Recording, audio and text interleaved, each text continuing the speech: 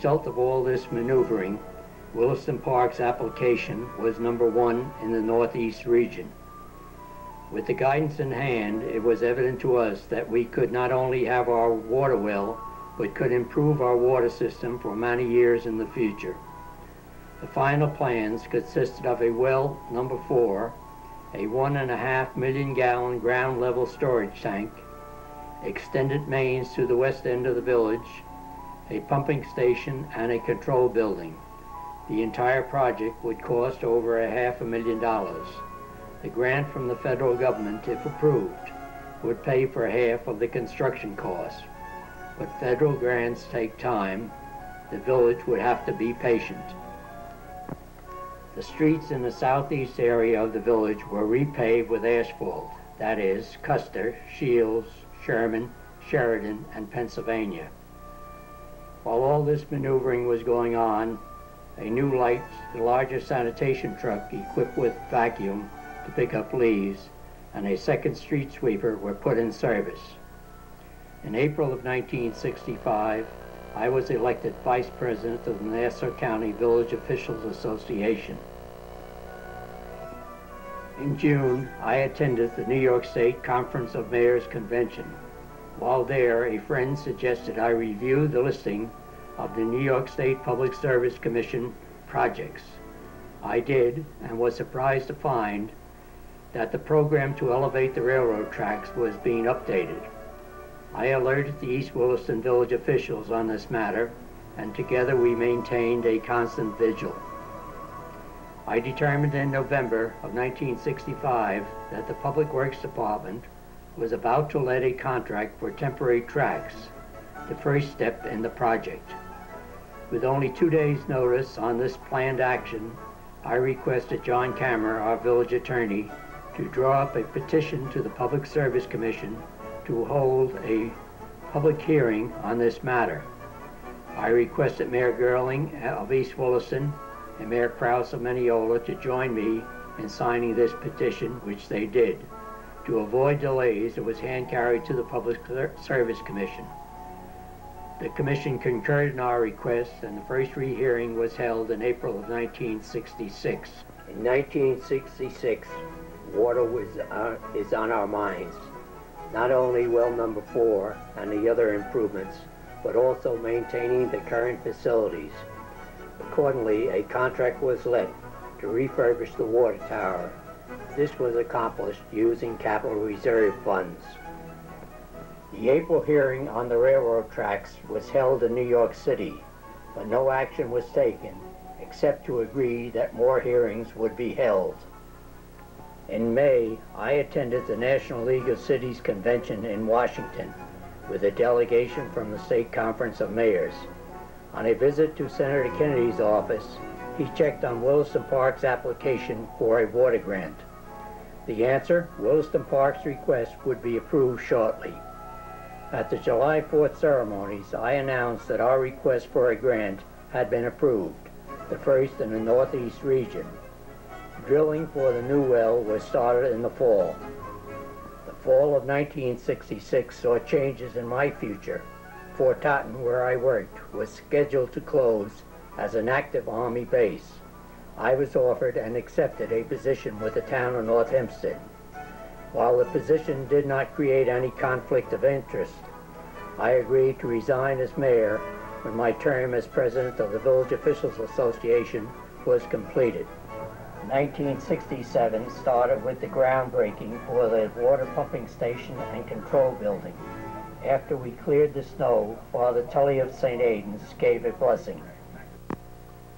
A beautification committee was appointed, consisting of both residents and shop owners. Their work was supported by donations from the merchants and residents. New street lighting fixtures were installed throughout the village.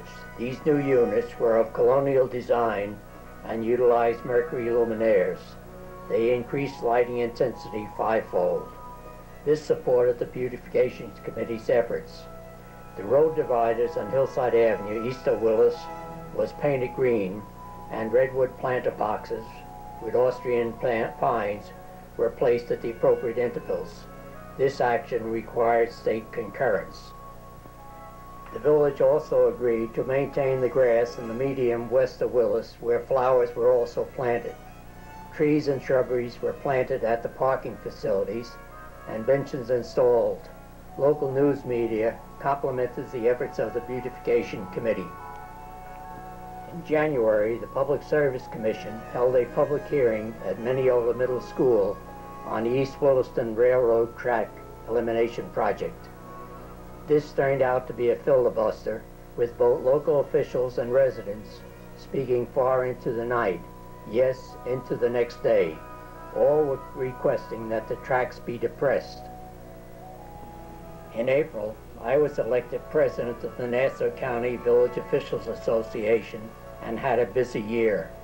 The state constitutional convention was in progress, and Nassau County charter revision was under consideration. Both of these areas were of concern to village. The Village Public Works Department received a new Dodge 4x4 dump truck and a new 27 cubic yard sanitation truck, along with a Ford Bronco for those dead-end streets. There were some heavy snowstorms during the 60s.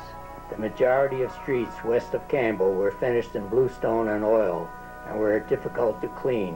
These streets were resurfaced with asphalt. A brick wall was built around the village lawn to prevent erosion.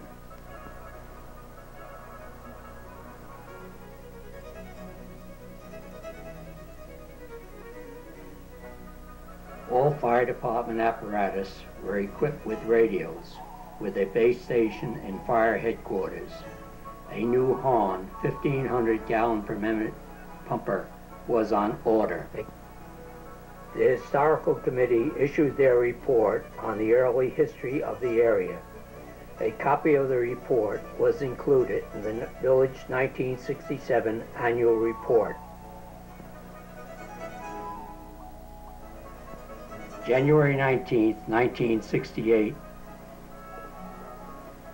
the 1.5 million gallon water tank has been completed. New mains to the west end have been installed, and the pumping station is complete, along with auxiliary diesel units for use during emergencies. There is even a new water maintenance truck in the garage. Operation of well number 4 is waiting for the switch to be thrown. January 14, 1968, a cold wintry day, the dedication ceremonies for the water plant is held in the garage of the new control building. Senator Kammer, Town Supervisor Meade, Mayor Girling of East Williston, and many other officials were on hand. January the 15th, Roger Fay resigns as mayor of Williston Park after more than 10 years' service to the village to honor a commitment to the town of North Hempstead. The morality was a challenge, but also there was a lot of satisfaction. I would like to thank the trustees that served with me during my tenure, the village attorney, treasurer, and clerk for their support and cooperation. Without their assistance, many of these projects would not be a reality. In fact, the entire village staff played important roles. I would be remiss if I did not thank my family. Many of my vacation hours were used to work on these projects. My daughter Joanne, who was 3 to 13 during my tenure, tells me she often thought I was mean because I would not let her color some of the plans with her crayons, but she thought the water cooler was neat. The picture shown is a 1958 photo of my children.